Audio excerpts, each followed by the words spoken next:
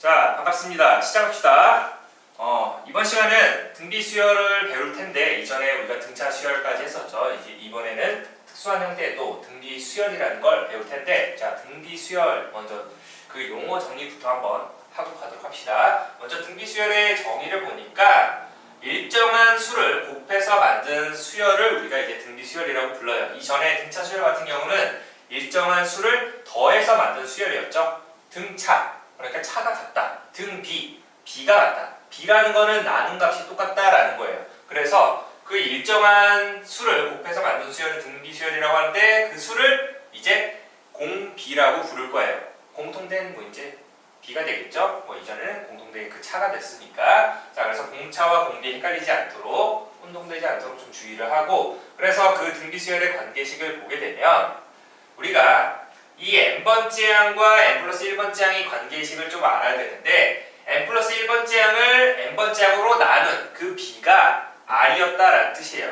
즉, 그 말은 n 플러스 1번째 항은 n번째 항에다가 r을, 어떤 b를 그 곱해서 만들어진 수열이었다라는 뜻이 되겠습니다. 그래서 어떤 수를 곱해서 다음 항이 됐다라는 이런 관계식이 보이게 되면, 이 수열 A에는 등비 수열이구나 라는 걸 알아두면 될 것 같고, 자, 그래서 그 등비 수열의 일반항을 이제 찾을 텐데, 자, 이것도 한번 같이 써보면서 찾을게요. 먼저 써놓긴 했지만, 자, 공간이 조금 빽빽하긴 하지만 여기다 써볼게요. 첫 번째 항이 A1이라고 하죠. 그리고 두 번째 항 A2. 그런데 이때 이 두 번째 항은 첫 번째 항에다가 어떤 수를 곱해서 만든 수열이라고 하고, 그 수를 우리가 이제 보통 R로 많이 표현하는데, 공차는 B라고 많이 표현했죠. 근데 공비는 이번엔 R이라고 할게요. 이렇게 곱해서 만들어진 수열. 그 다음에 세 번째 항은 두 번째 항에다가 또 R을 곱해서 만들어진 수열이 되겠죠. 그런데 A2가 A1 곱하기 R이었으니까 다시 나타나게 되면 A1 곱하기 R에다가 다시 R을 곱한 거니까 A1 R 제곱이 되겠네요. 그쵸? 그러면 네 번째 항은 다시 여기에다가 R을 곱한 거니까 A1 R의 세제곱 되겠지. 이런 규칙성에 따라서 n번째 항은 그러면 어떻게 되나 보니까, 첫 번째 항에다가 지금 두 번째 항은 R을 한 번, 세 번째 항은 R을 두 번, 네 번째 항은 R을 세 번 곱해서, 이전에 공차는 n번째 항은 그 공차 D를 n-1번 더해서 이렇게 만들어진 거죠. 그러니까 여기는 R을 n-1번 곱해서 만들어진 거기 때문에 여기에 R의 n-1제곱이다. 그래서 첫 번째 항을 A라고 하고 공비를 R이라고 했을 때 이 수열, 등비 수열의 일반항 A에는 어떻게 된다? 첫 번째 항 곱하기 R의 n-1제곱 형태가 된다라는 걸 알아두면 되겠습니다. 이거 이제 또 외워놔야 되겠죠? 등비 수열의 일반항. 자, 그래서 그 등비 수열의 특징 같은 경우는 우리가 이전에 등차 수열의 특징, 일반항 특징은 뭐였죠? n에 대한 몇 차식? 1차식이었다라는 거죠. 근데 여기에서는 이제 그 1차식이 아니니까 보니까 R의 n제곱 형태, 그러니까 어떤 지수 형태가 되는 거니까 A에는 A 곱하기 B의 거듭제곱 형태가 된다라는 거예요. 그래서 그 거듭제곱의 밑이 뭐가 된다? 공비가 된다라는 거죠. 다시 보면 여기 일반항에서 A 곱하기 R의 n-1제곱이니까, 자, R의 n-1제곱이라는 건 R의 n제곱과 R의 -1제곱을 곱한 형태가 되죠. 그래서 이거를 좀 앞쪽으로 쓸게요. 이거를 우리가 A라고 보는 거고, R 값을 B라고 보는 거예요. 그래서 그 등비수열의 특징이 뭐가 된다? 밑이 R인 지수꼴이 된다라고 하면 되겠습니다. 밑이 R인 지수꼴.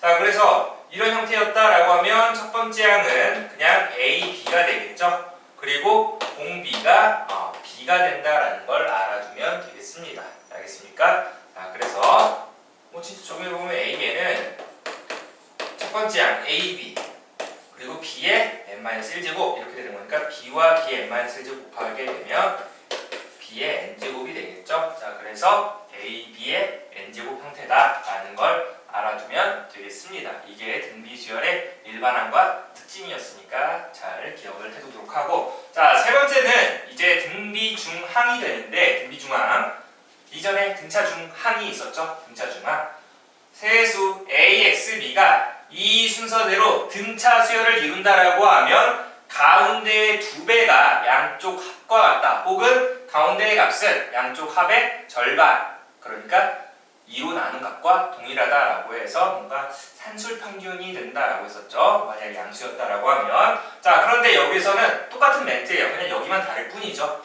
세수 A, X, B가 이 순서대로 등비수열을 이룬다라고 했었을 때 그때 이 가운데 있었던 X라는 값을 A와 B의 등비중항이라고 부릅니다.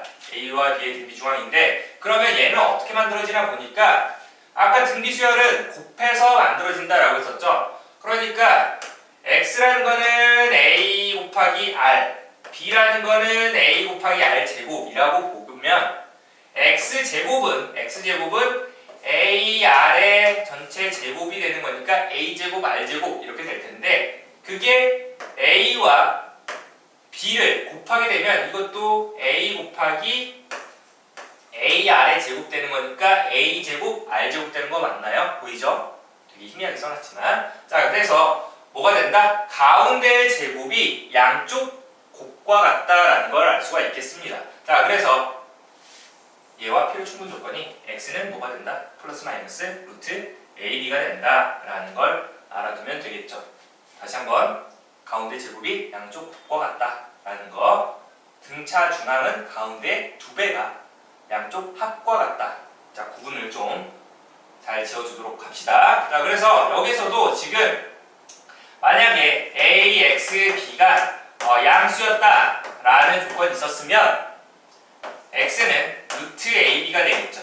루트 ab가 되는데 이 x를 뭐라고 한다? 기하평균이라고 부른다라고 해서 이제 산술평균과 기하평균으로도 뭔가 문제가 연결이 될 수 있다는 걸 알아두면 좋겠습니다.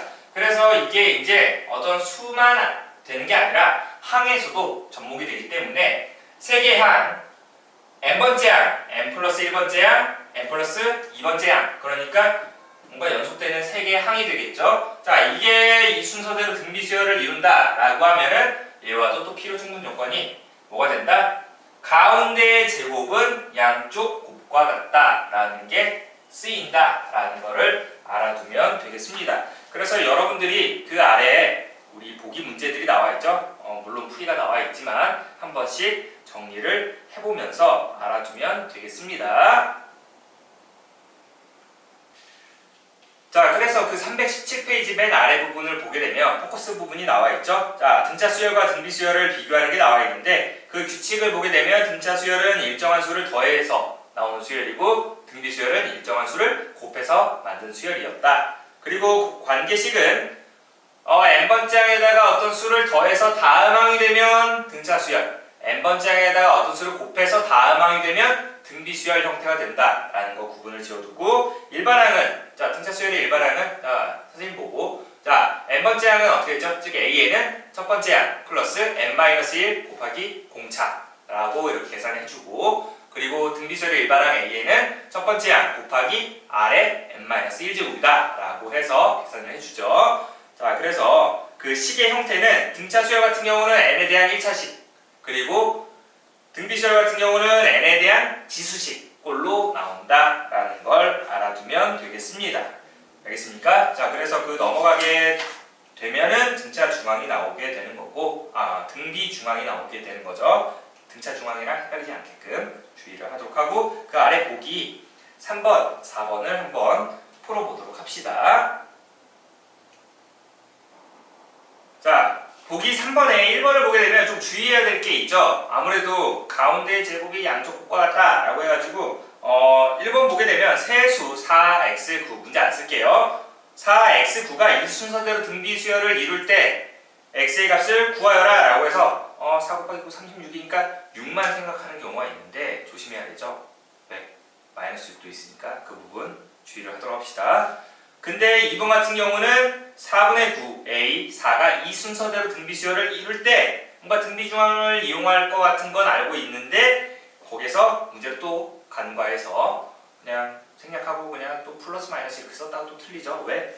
양수 a의 값을 구하여라 라고 되어 있네요. 그러니까 양수값만 또 써줘야 되겠죠. 뭐 7학년도 수능 기출 문제, 수능이 이렇게 쉬운가요? 쉬운 문제도 있지만 어려운 문제가 좀 더 많으니까 기본기는 탄탄하게 항상 준비를 해두도록 합시다. 자, 그래서 보기 4번도 크게 뭐 어려울 건 없을 것 같으니까 여러분들한테 맡기도록 하고, 자, 이제 우리 마플 개념 익힘 문제로 넘어가도록 할게요. 첫 번째는 등비수열의 일반항을 이용을 해서 계산하는 문제니까 이렇게 계산 문제들은 여러분들한테 맡기고 조금 더 어렵게 만들어둔 문제를 가지고 정리를 해보도록 할게요. 자, 마플 개념 익힘 3번 보도록 할게요. 3번. 3번에 1번을 보니까 먼저 8, x, y 이 세 개의 수가 등차 수열을 이룬다라고 했으니까 등차 수열을 이룬대. 그러면 등차 중앙을 이용을 해야 되겠지. 가운데 두 배는 양쪽 합과 같다라고 해서 계산을 먼저 써두도록 하고, 그 다음에 세 개의 수 x, y, 36은 등비수열을 이룰 때 라고 했었으니까 가운데의 제곱은 양쪽 곱과 같다라고 해서 써주면 되겠죠.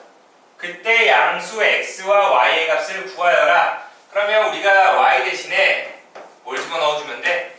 2x 8을 집어넣어주면 되겠네요. 얘 제곱이 36 x가 된다라는 거니까, 그러면 이거 여기 2 곱하기 x-4니까 이거의 전체 제곱이니까 4 곱하기 x-4의 전체 제곱이 36x가 되는 거죠.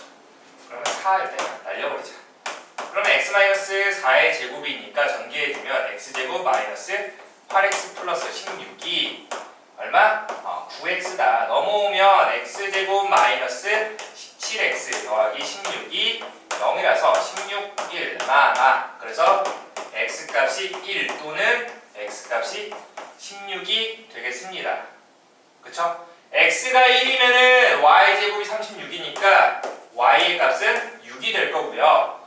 x가 16이었으면 얘는 6의 제곱, x는 4의 제곱이 되는 거니까 y제곱은 24의 제곱 돼서 24 양수만 적어주면 되겠죠. 네, 선생님 그럼 두 개가 다릅니까? 라고 할 수 있죠. 근데 조심해야 되는 거, 양수라고 했는데도 다 양수잖아요. 근데 잘 보면 여기서 아까 우리가 이 y의 값이 2x-8이 되는데 얘 양수라고 했었죠. 맞습니까? 그러니까 x가 뭐 2x-8이 양수라는 건 x가 4보다 커야 한다라는 거죠. 그래서 얘네들은 조건을 만족하지 못하네요. 이런 좀 세밀한 부분까지 좀 잘 생각을 해줘야 되겠죠. 그래서 우리가 찾으려고 하는 값은 x가 16, y가 24다 라고 해서 우리가 찾아주면 될 것 같고, 그 다음에 2번 보도록 할게요. 그 아래 2번 보면 다항식 fx가 x제곱 마이너스 3x 플러스 k라고 주어져 있고, 얘를 1차식으로 나눌 때 나머지가 수학 3에서 배운 나머지 정리네요. 나는 나머지가 이 순서대로 등비수열을 이룰 때 fx를 x 더하기 2로 나눈 나머지를 구하여라. 그러니까 1차식 x 더하기 1로 나눈 나머지는 f-1이 되겠죠. 맞습니까? x로 나눈 나머지는 f0이 될 거고, x-2로 나눈 나머지는 그 나누는 식이 0이 되게 하는 x값을 집어넣는 거니까 f2가 되겠네요. 이 순서대로 등비수열을 이룰 때, 그러니까 가운데 제곱은 양쪽 곱과 같다 라고 해서 식을 만들어주면 되겠죠.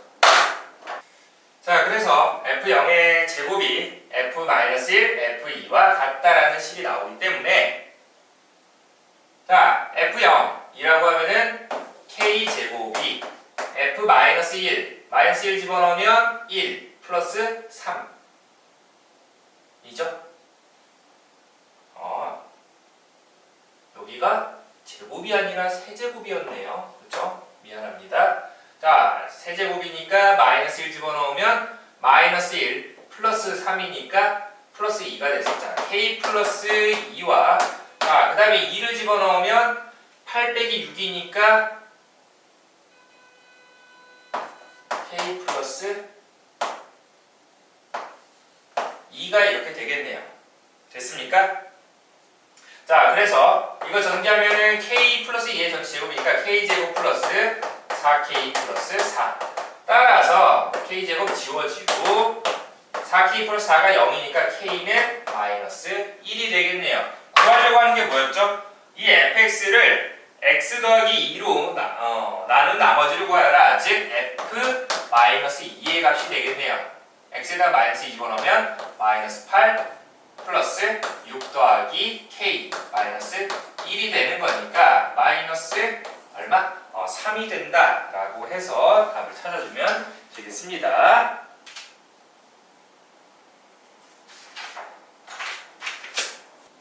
자, 그 다음에 네 번째 이제 식작성을 한번 보도록 합시다. 우리가 이전에 등차 수열에서도 뭔가 그 대칭성을 이용을 해서 계산을 하게 되면 좀 편리하다라고 했었죠. 무조건적인 건 아니지만 그래도 그 대칭을 이루게끔 계산을 하면 좀 더 편하다. 그래서 그 아래 마플 코어를 보게 되면 등비수열식을 작성할 때 세수가 등비수열을 이룬다라고 하면 여기서는 뭐 어쩔 수 없이 우리가 세수가 등차 수열을 이룬다라고 하면은 이렇게 뭔가 a-d, a 플러스 d로 계산을 해서 좀 더 편리하게 했다라고 하면은 등비수열 같은 경우는 그냥 ar 제곱으로 두면은 조금 더 편리하다라는 거고, 그 다음에 4개의 수가 등비수열을 이룬다라고 했을 때는 공차가 2d가 되게끔 해서 a-3d, a-d, a 플러스 d, a 플러스 3d 이렇게 했다라고 하면 등비수열에서는 그냥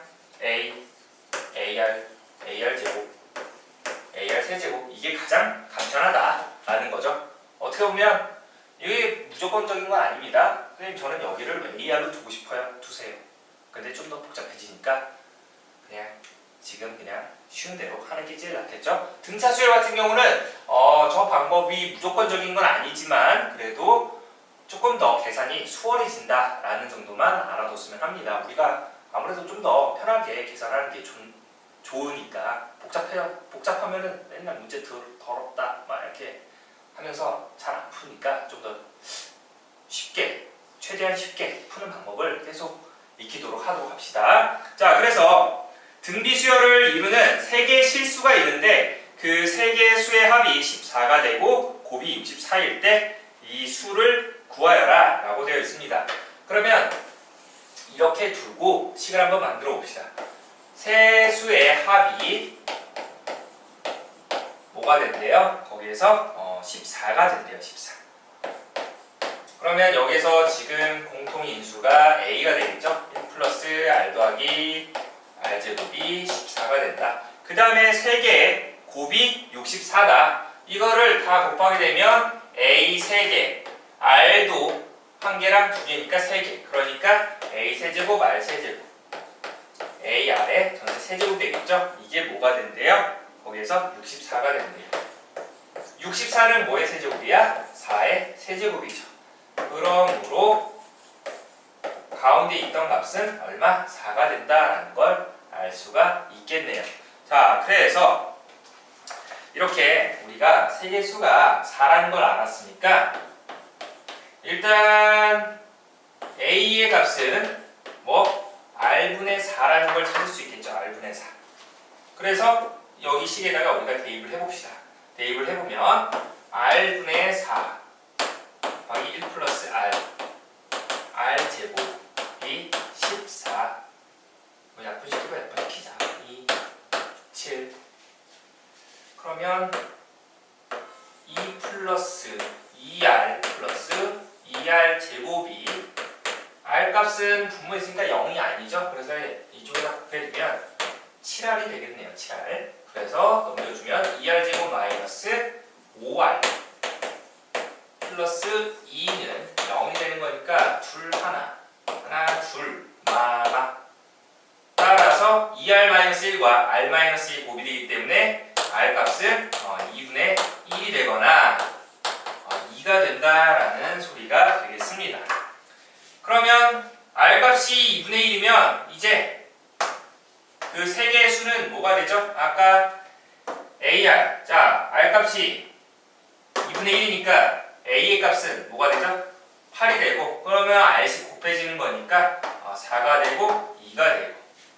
만약에 R 값이 2였으면요. R 값이 2였으면 A가 2였으니까 20 곱해지는 거니까 4가 되고 8이 되고 뭐야? 똑같네. 뭐가 나왔든 결국 세개수는 2, 4, 8로 나온다라는 거 찾아주면 되겠죠. 그래서 그 아래는 여러분들한테 숙제로 주도록 할게요. 나중에 혹시 모르는 부분이 있으면 질문을 받도록 할 테니까 잘 정리를 해두도록 하고, 그 다음에 5번째 등비 수열과 이제 도형이 되는데, 여기에서 먼저 이미 그 아래 마플 코어에 있는 부분을 잠깐 설명을 하고 그 위에 우리 그 개념 익힌 문제를 한번 보도록 할게요. 자, 여기서 외접하는 원 3개를 연속해서 이렇게 그렸는데, 그때 가장 작은 원의 반지름을 R1이라고 하고 그 두 번째 반지름을 R2, 그 다음에 R3라고 할게요. 그랬을 때 지금 보면은 이 원에서 반지름의 관계가 어떤 특징이 있는지 보니까, 자, 일단 보조선을 좀 그어서 지금 보라색으로 빗금치고 있는 이 삼각형이 있죠. 직각삼각형이 될 텐데, 아까 뭐가 될까요? 닮음이 되겠죠? 두 삼각형이 닮음이 될 건데, 자, 그러면 이때 빗변 길이, 얘는 R1 플러스 R2가 될 거고요. 여기서는 R2 플러스 R3가 되겠네요. 그러면 얘의 비율이 뭐가 있나 보니까, 여기 길이 대, 자, 이 높이는 어떻게 될까요? 이 높이는 R2에서 R1을 뺀 게 되겠죠. R2 마이너스 R1. 그리고 여기는 R3 마이너스 R2가 되겠습니다. 자, 그러니까 이게 뭘 뜻하냐? R1 플러스 R2 대 R2 마이너스 R1은 R2 플러스 R3 대 R3 마이너스 R2다 라고 해서 우리가 비례식을 만들 수 있겠죠? 그래서 R1 플러스 R2 대 R2 마이너스 R1은 R2 플러스 R3 대 R3 마이너스 R2다 라고 해서 외양이고 해서 식을 정리를 해주면 문자가 좀 많네. 자, 그래서 R2 제곱 그리고 플러스 R2 R3 그리고 마이너스 R1 R3 뭐가 빠진 것 같은데 마이너스 R1 R2 마이너스 R1 R3 이렇게 되겠죠? 얘는 이렇게 곱하게 되면 R1 R3 마이너스 R1 R2 플러스 R2 R3 마이너스 R2 제곱 이렇게 되겠습니다. 자, 그러면 지워지는 게 있나요? 마이너스 R1 R2 그죠? 그리고 또 뭐가 있지? R2 R3 이렇게 지워지겠네요. 됐나요? 그러면 얘 넘어가게 되면 R2 제곱의 2배는 얘 이쪽으로 넘어오게 되면 R1 R3의 2배와 같다. 즉 R2의 제곱은 R1 R3다 라는 우리가 뭘 알 수 있지? R1 R2 R3가 이 순서대로 등비 수열을 이룬다라고 해서 이게 등비 중앙이 되겠죠.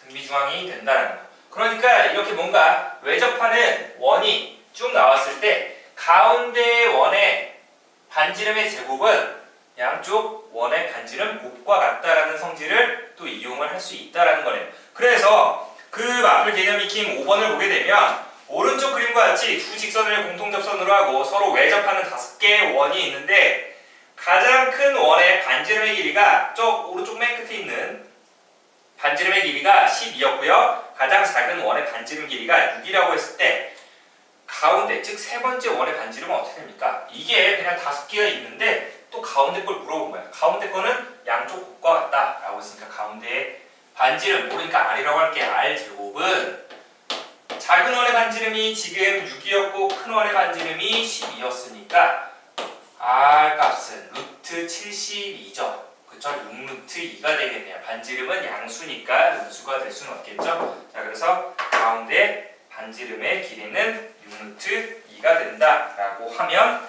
되겠습니다. 알겠습니까? 자, 이와 같은 성질을 통해서 그 아래 우리 뭐 확인, 변형, 발전 문제도 한번 이 등비수열과 도형이랑 어떤 관계가 있는지 뭔가 닮음을 이용을 해서 나왔으니까 그 닮음 성질 꼭 알아두도록 하고, 자 넘어가게 되면 이제 등비수열과 도형 두 번째가 있죠. 그 두 번째도 한번 여러분들한테 맡기도록 하겠습니다. 알겠죠? 그거 문제 읽으면서 어떻게 식이 적용되는지 뭐 모르는 문제는 선생님이 다음 시간에 한번 같이 정리를 하도록 하겠습니다. 두 번째, 이제 등비수열의 합을 보도록 할게요. 등차수열의 합도 뭐 공식이 있었지만 등비수열도 우리가 합 공식이 있으니까 어떻게 나오는지부터 정리를 하고 공식을 암기를 하도록 합시다.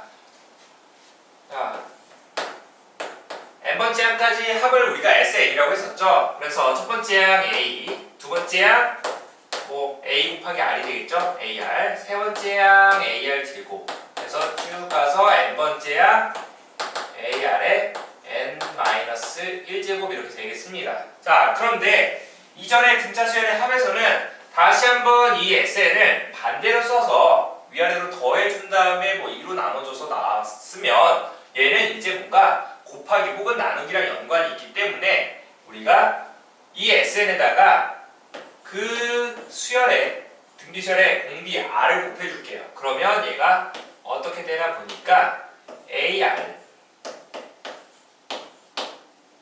여기다가 R 곱하면 AR 제곱, AR 세제곱 이렇게 되겠죠. 제곱, AR 세제곱. 그래서 쭉 가서 AR에 n제곱 이렇게 되겠죠. 그래서 위에서 아래식을 뺍니다. 빼게 되면 SN으로 묶어주면 1-R 곱하기 SN은 자 이렇게 빼니까 지워지죠. 지워지면서 남는 게 A 그리고 마이너스 AR의 n제곱이 된다라고 하면 되겠습니다. 알겠습니까? 자, 그래서 SN은 조심해야 되는 게 R값이 1이 아니란 가정하에서 1이 아닐 때만 나눌 수가 있으니까 1-R분의 A로 묶어주면 1-R의 n제곱이 된다라는 겁니다. 그래서 R값이 1이 아닐 때가 되겠죠. 자, 근데 여기서 왜 두 개를 나눠놨냐? 가끔 가다가 이 공비가 1보다 큰 경우도 있을 거고 1보다 작은 경우가 있을 건데 계산하기가 어느 게 좀 더 수월하냐에 따라서 어떤 거 써도 상관은 없습니다. 근데 또 마이너스 나오면 많이 헷갈려 하더라고 애들이. 그래서 여기서 만약에 R값이 1보다 큰 값이었어. 뭐 여기 뭐 2였다라고 하면 1-2분의 뭐 곱하기 2의 뭐 n제곱 이렇게 되니까 많이 혼란스러워하니까 그냥 R값이 1보다 작으면은 그냥 여기에다가 넣으면 좀 더 편하고요. R값이 1보다 크면은 이 아래식에다 적용하면 좀 더 편합니다 라고 하는 거지 무조건적인 건 아닙니다 항상. 그러니까 여러분들이 뭐 그게 계산이 어떤 거든 상관없다, 자기는 뭐 개의치 않다 라고 하면은 그냥 하나만 외워둬도 되는 거고, 그게 조금 혼동이 된다 아니면은 좀 나는 계산을 좀 편리하게 하고 싶다 라고 하면 그냥 쓸 때 이렇게 구분을 해서 쓰면 되겠습니다. 근데 R값이 전부 1이었다라고 하면 공비가 1이었으면 A 그러니까 A가 쭉 N개가 되는 거니까 NA라고 해주면 되겠죠. 당연히 N값은 뭐가 된다? 그 항의 개수가 되겠습니다. 그 부분 주의를 하도록 하고, 그래서 우리가 등비수열의 합이 이렇게 1-R분의 첫 번째 항 곱하기 1-공비의 n제곱이다 라고 하는 거 잊지 마세요. 그래서 이렇게 우리가 식이 나오고, 자 그래서 이 등비수열의 합의 특징이 있는데 그 특징이 뭐가 되냐면 A 곱하기 R의 n제곱 플러스 B꼴이다 라는 거예요. 아까는 일반항이 어떤 그 B의 거듭제곱 형태, 즉 R의 거듭제곱 형태로 나온다라고 했었죠. R이 지수인 형태가 된다 라고 했었는데 얘가 이 R의 n제곱의 개수를 A라고 하고 그 뒤에 어떤 그냥 상수 뭐 어떤 B가 되는데 이 두 개의 합이 0이냐 0이 아니냐에 따라서 첫째 항부터 등비수열을 이룰 수 있고 둘째 항부터 등비수열을 이룰 수 있다라는 거예요. 등차수열의 합의 특징에서도 우리가 n에 대한 2차식이었는데 상수항이 존재하면 둘째 항부터, 상수항이 없으면 첫째 항부터 등차수열을 이룬다라고 했던 것처럼 얘도 자세히 보면 이거 A를 분배해서 좀 지금 어떻게 보면 개수가 1-r분의 a가 되겠죠. 아니면 이거 먼저 이렇게 써볼까요? r-1분의 저기랑 맞춰주기 위해서 a 곱하기 r의 n제곱 마이너스 1 이렇게 한다라고 하면 r-1분의 a의 r의 n제곱 마이너스 r-1분의 a 이렇게 쓸 수가 있겠죠. 맞습니까? 그러니까 오른쪽에서 요게 a가 되는 거고요. 여기 마이너스까지 해서 이 값이 b가 된다라는 겁니다. 그러면 이렇게 두 개, 개수가 지금 똑같은 형태죠. 부호만 반대이고 이 두 개를 더하게 되면 얼마?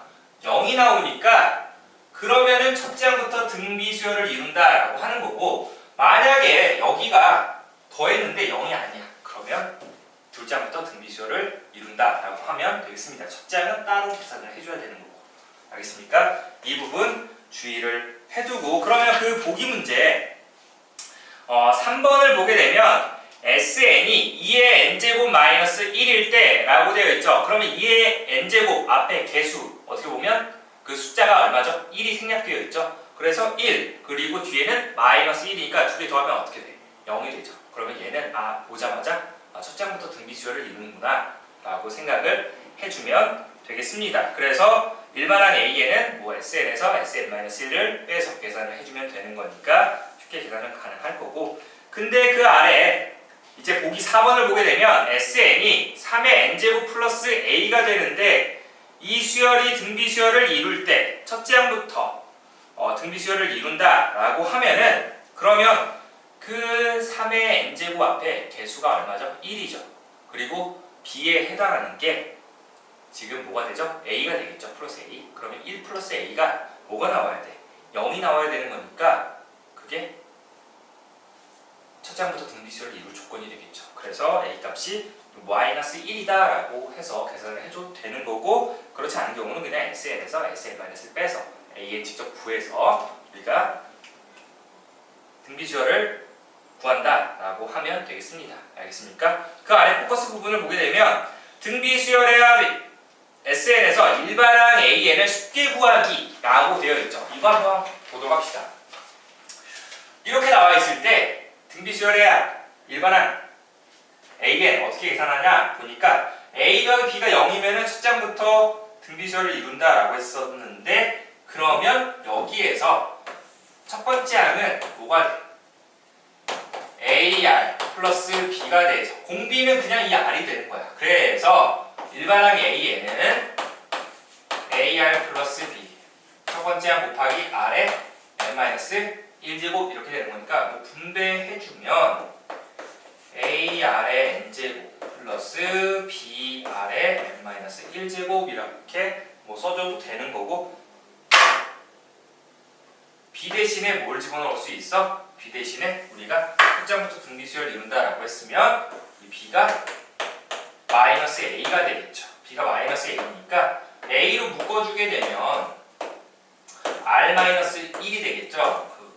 그게 n-1제곱이 되는 거니까 이런 식으로 써줘도 상관없겠습니다.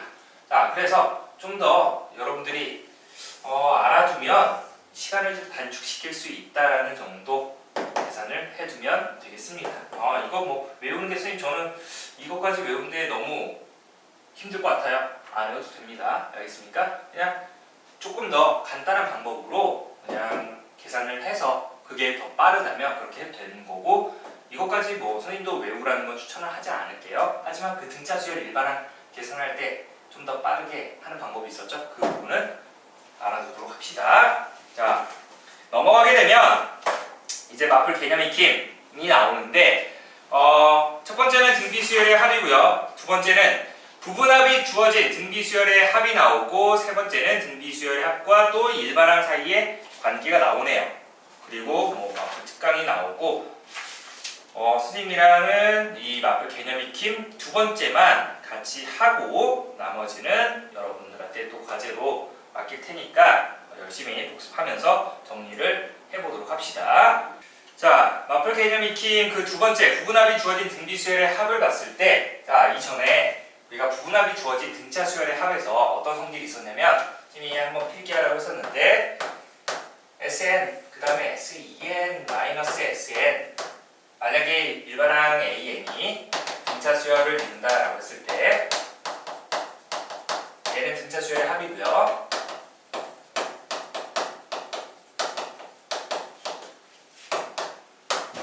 그리고 S3n-S2n.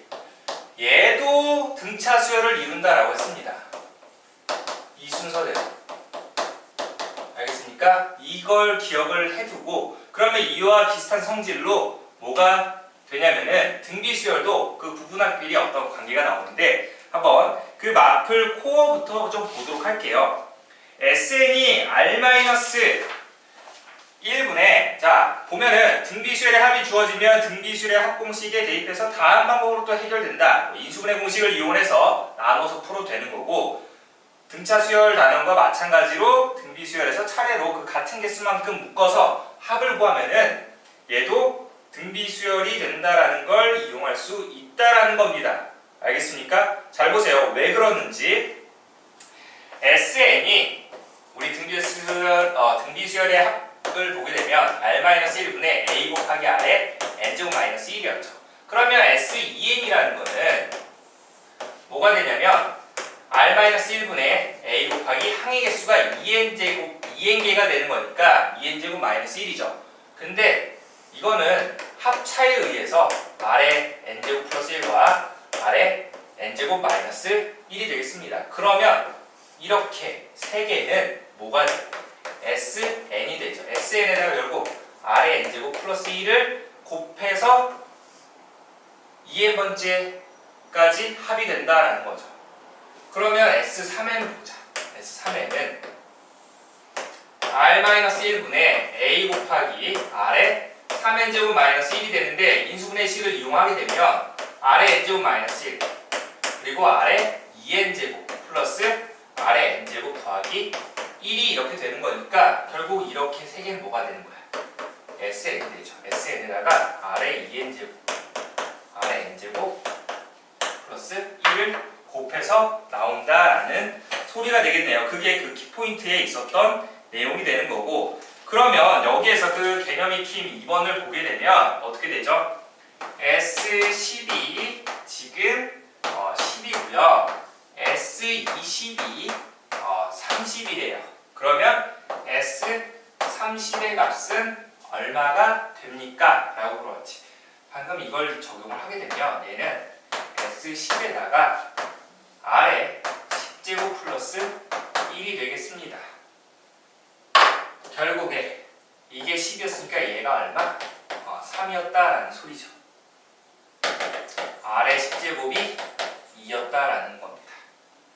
그러면 얘는 S10제곱에다가 R의 20제곱, R의 10제곱 플러스 1이 되는 거니까 10 곱하기 R의 20제곱이라는 건 2의 제곱이니까 4 플러스 2 플러스 1이 되는 거니까 결국 얘는 얼마입니까? 70이 되겠죠.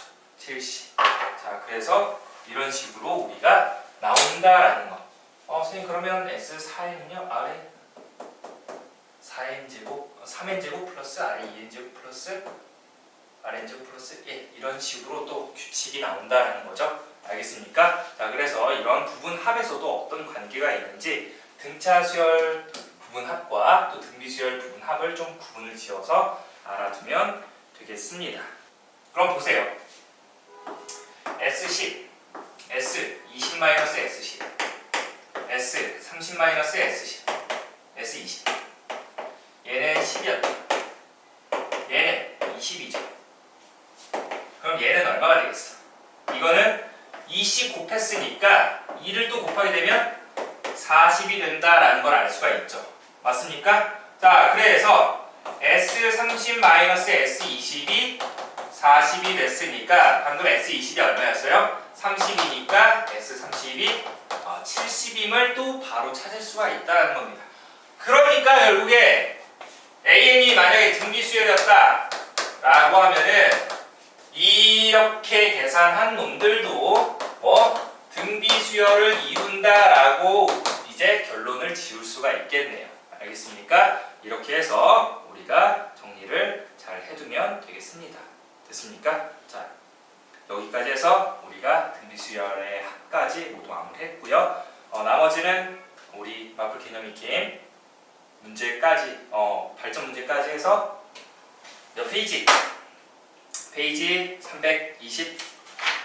329페이지까지 해서 과제로 주도록 하겠습니다. 고생 많았고 다음 시간에 좀 질문들 몇 개 받고 그 다음 진도로 나가도록 하겠습니다. 자, 다음 시간에 볼게요.